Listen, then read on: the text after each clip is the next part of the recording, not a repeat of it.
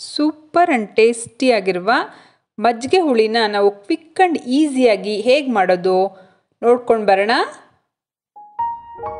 Hi friends, welcome to Chetana's world. ನಾವಿವತ್ತು ಸೀಮೆ ಬದನೆಕಾಯಿ ಉಪಯೋಗಿಸ್ಕೊಂಡು ಮಜ್ಜಿಗೆ ಹುಳಿ ಮಾಡೋಣ. ಅದಕ್ಕೆ ಬೇಕಾಗಿರೋ ಇಂಗ್ರೀಡಿಯೆಂಟ್ಸ್ ಏನೇನು ನೋಡ್ಕೊಂಡು ಬರೋಣ ಬನ್ನಿ. ನೋಡಿ, ತೆಂಗಿನಕಾಯಿ ತೊಗೊಂಡಿದ್ದೀನಿ, ತೆಂಗಿನ ತುರಿ ತೊಗೊಂಡಿದ್ದೀನಿ, ಒಂದು ಅರ್ಧ ಬೌಲಷ್ಟು ತೊಗೊಂಡಿದ್ದೀನಿ, 2 ಟೀ ಸ್ಪೂನ್ ಕಡಲೆಬೇಳೆ ಮತ್ತು 1 ಟೀ ಸ್ಪೂನ್ ಅಕ್ಕಿ. ಇದೆರಡನ್ನು ಒಂದು 10 ಮಿನಿಟ್ಸ್ ನಾವು ಸೋಕ್ ಮಾಡಬೇಕಾಗತ್ತೆ. ಸೀಮೆ ಬದನೆಕಾಯಿ ತೊಗೊಂಡಿದ್ದೀನಿ, ತುಂಬ ಎಳೆದು ತೊಗೋಬೇಕಿದು, ಬಲ್ತಿರಬಾರ್ದು.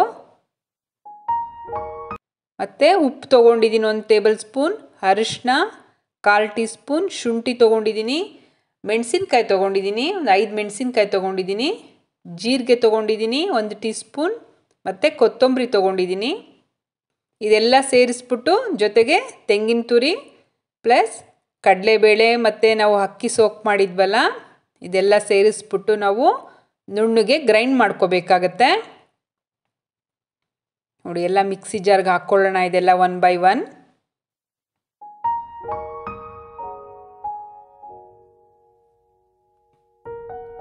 ಈಗ ನಾನು ತೋರಿಸ್ತಾ ಇರುವ ಕ್ವಾಂಟಿಟಿ 4 ಜನಕ್ಕೆ ಸರ್ವ್ ಮಾಡ್ಬೋದು, 4ರಿಂದ 5 ಜನಕ್ಕೆ ಸರ್ವ್ ಮಾಡಬಹುದು. ನಾನು ಉಪ್ಪು ಕೂಡ ಇಲ್ಲೇ ಆ್ಯಡ್ ಮಾಡ್ತಾ ಇದ್ದೀನಿ, ಜಾರ್ಗೆ ಹಾಕ್ತಾ ಇದ್ದೀನಿ. ಶುಂಠಿ ಜೀರಿಗೆ ಇದೆಲ್ಲ ತುಂಬ ಇಂಪಾರ್ಟೆಂಟ್, ಯಾವುದು ಮಿಸ್ ಮಾಡಬೇಡಿ.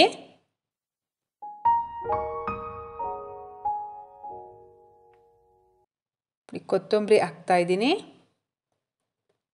ನೋಡಿ, ಈ ಥರ ನುಣ್ಣಗೆ ಪೇಸ್ಟ್ ಮಾಡ್ಕೋಬೇಕು, ತುಂಬ ನೀರು ಮಾಡ್ಕೋಬೇಡಿ, ಈ ಥರ ತಿಕ್ಕಾಗೇ ಇರಬೇಕು.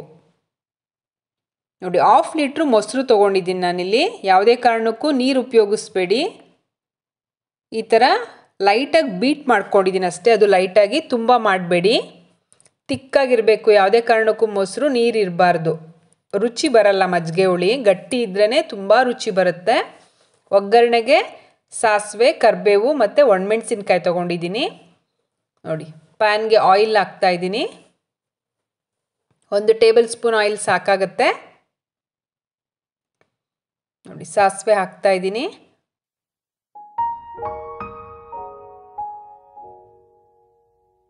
ನೆಕ್ಸ್ಟು ಒಣಮೆಣಸಿನ್ಕಾಯಿ ಹಾಕ್ತಾ ಇದ್ದೀನಿ. ಖಾರ ಇದೆ ಇದು ಒಣಮೆಣಸಿನ್ಕಾಯಿ, ಖಾರ ಒಣಮೆಣಸಿನ್ಕಾಯಿ ಹಾಕಬೇಕು. ಕರಿಬೇವು ಆ್ಯಡ್ ಮಾಡ್ತಾ ಇದ್ದೀನಿ. ನೆಕ್ಸ್ಟು ನಾವು ಸೀಮೆ ಬದನೆಕಾಯಿನ ನೋಡಿ ಈ ಥರ ಸಣ್ಣಗೆ ಕಟ್ ಮಾಡಿ ಇಟ್ಕೊಂಡಿರಬೇಕು.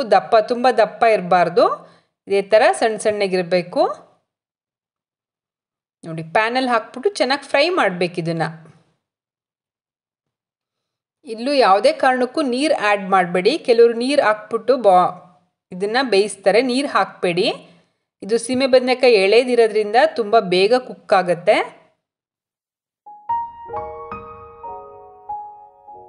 ರುಚಿ ತುಂಬ ಚೆನ್ನಾಗಿ ಬರುತ್ತೆ. ನೀವು ನೀರು ಹಾಕ್ಬಿಟ್ಟು ಕುಕ್ ಮಾಡಿದ್ರೆ ಬೇರೆ ರುಚಿ ಬರುತ್ತೆ, ಅದು ಒಗ್ಗರಣೆನಲ್ಲೇ ಕುಕ್ ಆದರೆ ಬೇರೆ ರುಚಿ ಬರುತ್ತೆ. ಟ್ರೈ ಮಾಡಿ ನೋಡಿ ಒಂದ್ಸರಿ, ಎಷ್ಟು ರುಚಿಯಾಗಿರುತ್ತೆ ಮಜ್ಜಿಗೆ ಹುಳಿ ಅಂತ. ನೋಡಿ, ಇದನ್ನು ನಾನು ಲಿಡ್ ಕ್ಲೋಸ್ ಮಾಡಿ ಸಿಮ್ಮಲ್ಲಿ ಇಟ್ಬಿಟ್ಟು ಒಂದು 5 ಮಿನಿಟ್ಸ್ ಹಂಗೆ ಬಿಟ್ಟಿದ್ದೆ. ನೋಡಿ, ಆಲ್ಮೋಸ್ಟ್ ಕುಕ್ ಆಗಿಬಿಟ್ಟಿದೆ ಸೀಮೆ ಬದನೆಕಾಯಿ. ನೋಡಿ, ಈ ಥರ ಸ್ಪೂನಲ್ಲಿ ಕಟ್ ಮಾಡಿದ್ರೆ ಕಟ್ ಆಗ್ತಾ ಇದೆ ಅದು.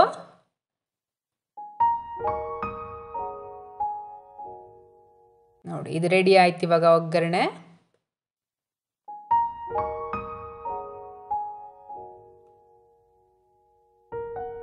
ಇದಕ್ಕೆ ನಾವೇನು ಗ್ರೈಂಡ್ ಮಾಡಿ ಇಟ್ಕೊಂಡಿದ್ವಲ್ಲ ಪೇಸ್ಟು, ಅದನ್ನು ಆ್ಯಡ್ ಮಾಡೋಣ. ಸಿಮ್ಮಲ್ಲೇ ಇಟ್ಟಿರಬೇಕು ನೀವು, ತುಂಬ ಹೈ ಫ್ಲೇಮ್ ಇಡಬೇಡಿ.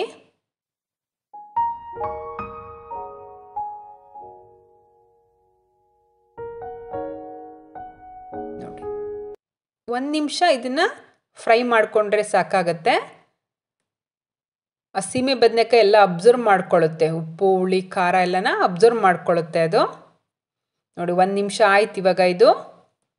ಇದಕ್ಕೆ ನಾವು ಮೊಸರೇನು ಇಟ್ಕೊಂಡಿದ್ವಲ್ಲ, ಮೊಸರನ್ನ ಆ್ಯಡ್ ಮಾಡೋಣ.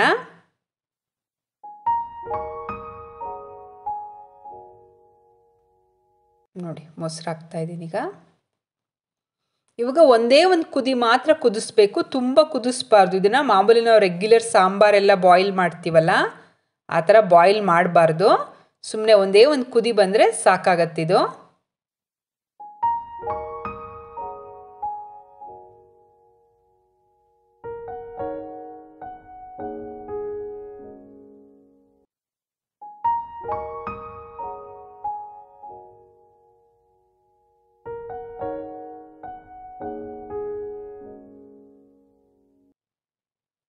ಇದನ್ನು ನಾವು ಬೂದ್ಗುಂಬಳಕಾಯಲ್ಲಿ ಕೂಡ ಮಾಡ್ಬೋದು, ಸಾಂಬಾರು ಸೌತೆಕಾಯಲ್ಲಿ ಮಾಡ್ಬೋದು, ಬೆಂಡೆಕಾಯಲ್ಲಿ ಮಾಡ್ಬೋದು. ನೋಡಿ ಬಾಯ್ಲ್ ಆಗ್ತಾ ಇದೆ. ಇವಾಗ ನಾನು ಆಫ್ ಮಾಡ್ತಾ ಇದ್ದೀನಿ ಸ್ಟವ್ನ. ಸಾಕು, ಇಷ್ಟು ಬಾಯ್ಲ್ ಆದರೆ ಸಾಕಿದು. ಇದು ಕೂಲ್ ಆದಮೇಲೆ ಇನ್ನೂ ತುಂಬ ತಿಕ್ಕಾಗಿ ಬರುತ್ತೆ ಇದು ಮಜ್ಜಿಗೆ ಹುಳಿ.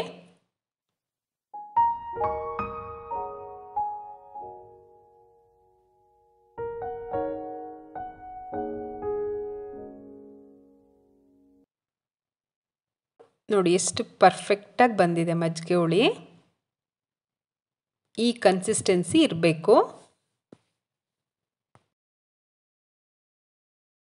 ಬಿಸಿ ಬಿಸಿಯಾದ ಅನ್ನಕ್ಕೆ ಮಜ್ಜಿಗೆ ಹುಳಿ ಮತ್ತು ತುಪ್ಪ ಹಾಕ್ಕೊಂಡು ತಿಂತಾಯಿದ್ರೆ ತುಂಬ ಚೆನ್ನಾಗಿರುತ್ತೆ. ಕೆಲವರು ಮೊಸರು ಮಜ್ಜಿಗೆ ಎಲ್ಲ ಉಪಯೋಗಿಸಲ್ಲ ಅಂತಾರೆ. ಅವ್ರು ಕೂಡ ಇದನ್ನು ಒಂದು ಸರಿ ರುಚಿ ನೋಡಿದ್ರೆ ಮತ್ತೆ ಮತ್ತೆ ಮಾಡಿಸ್ಕೊಂಡು ತಿಂತಾರೆ. ಅಷ್ಟು ರುಚಿಯಾಗಿರುತ್ತೆ ಈ ಮಜ್ಜಿಗೆ ಹುಳಿ. ಈ ರೆಸಿಪಿ ನಿಮ್ಗೆ ಇಷ್ಟ ಆಗಿದ್ದಲ್ಲಿ ನನ್ನ ಚೇತನಾಸ್ ವರ್ಲ್ಡ್ ಚಾನಲ್ನ ಲೈಕ್ ಮಾಡಿ, ಶೇರ್ ಮಾಡಿ ಆ್ಯಂಡ್ ಸಬ್ಸ್ಕ್ರೈಬ್ ಮಾಡಿ. Thank you.